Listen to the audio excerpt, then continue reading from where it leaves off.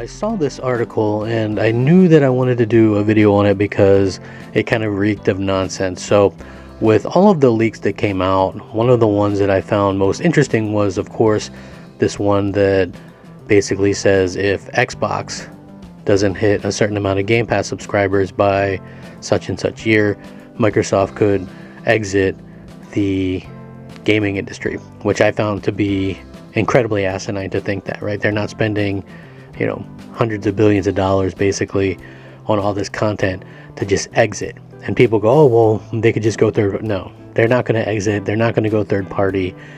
There's multiple reasons. And I've explained this to people too, because people go to me, they go, oh man, Xbox, they could be, a third party, thing. They could do what Sega did or whatever. But I don't really foresee that happening. And I'll tell you why.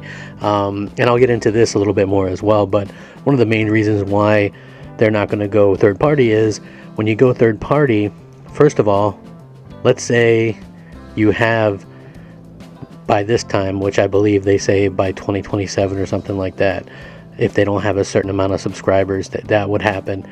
By then you could have 60, 70 million Game Pass subscribers, and you're just going to say, hey, screw you, you're out of here, right? We're stopping support. Like, who would do that? Not only that, but Microsoft gets paid money for every microtransaction from third-party games. They also get paid every time somebody buys a third-party game, right? On Windows, on Xbox. They're just going to give all that up, millions of dollars, all that money that they make off of Fortnite, all these other games. Sony's never putting Game Pass on PlayStation. Nintendo's never putting Game Pass on Nintendo. Not going to happen. So, yeah, this is kind of interesting, but I'm going to also talk about it. According to this anyway, could there be a scenario where Microsoft and Xbox leave the gaming business altogether? According to Xbox head Phil Spencer, that answer is yes. As part of the massive info leak from the Microsoft vs. FTC court case, one major bit of information came when Spencer was talking about Game Pass and the growth it needs. A leaked document shows the trajectory path for Xbox Game Pass subscribers over the upcoming years. The projections show the service passing 100 million subscribers sometime between fiscal year 2029 and fiscal year 2030. So, in response to being shown the projection document, Spencer said that Microsoft would have to make a different decision with the business should the numbers not grow quicker than projections. That could mean leaving it behind.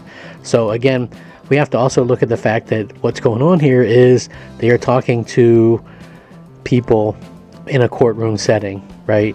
Which very much the way you see like Jim Ryan say something like, our business would never recover if we didn't get Call of Duty, right? I mean, it's facetious a little bit. Is this something that Phil Spencer means wholeheartedly? Is it something that they've talked about? Like, I don't see it happening. I think that it's a little bit of them being facetious. But anyway, this is what Phil said, and I quote, I do not believe that is what the future Xbox business would look like.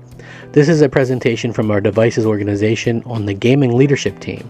So this is the view from our team that is charted with building our hardware on what the future business would look like.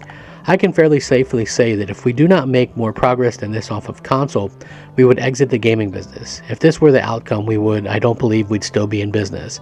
A majority of our customers are found off on our own hardware.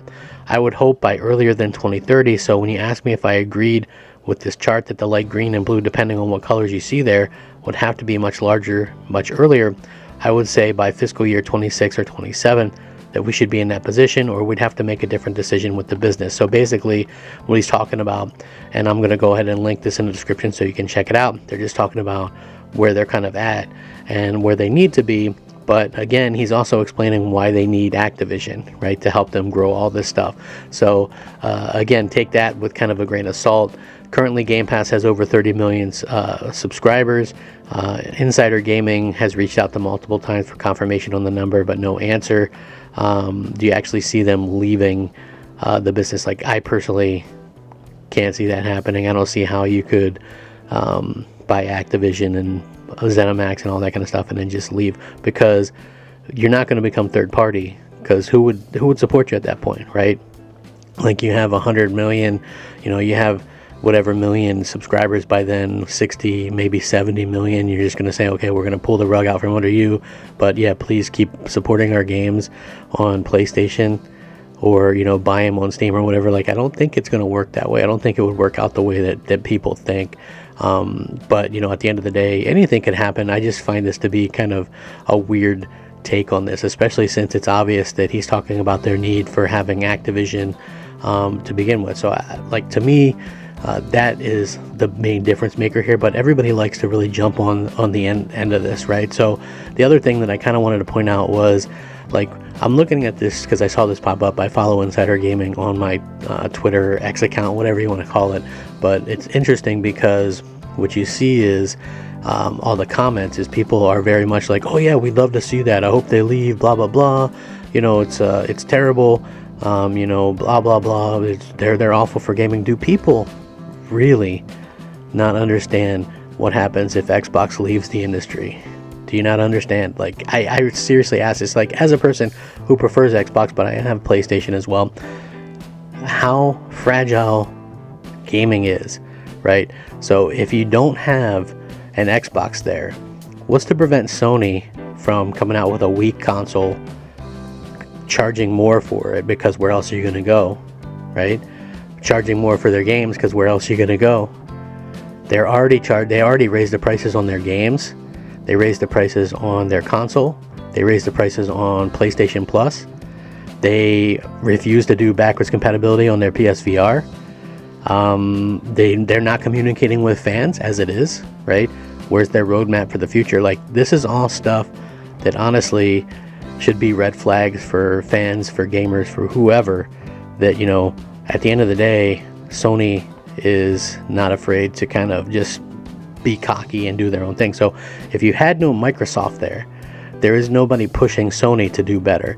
And this is something that we see quite often with, like, the Madden franchise, or sometimes the 2K basketball franchise stumbles or whatever. They get complacent. And, you know, in my opinion, you don't want that to happen in this instance. You don't want to be complacent. You don't want to see people, you know, just okay. And the same thing with Xbox. Like, I wouldn't want PlayStation to go out of business. You can't have that happen. You've got to have these companies going back and forth. So just look at the things, right? Xbox 360 brought out achievements. Sony added trophies, right? Microsoft had Xbox Live. Sony came out with PlayStation Plus, but started giving away games with it. It meant Microsoft had to start giving away games with theirs as well.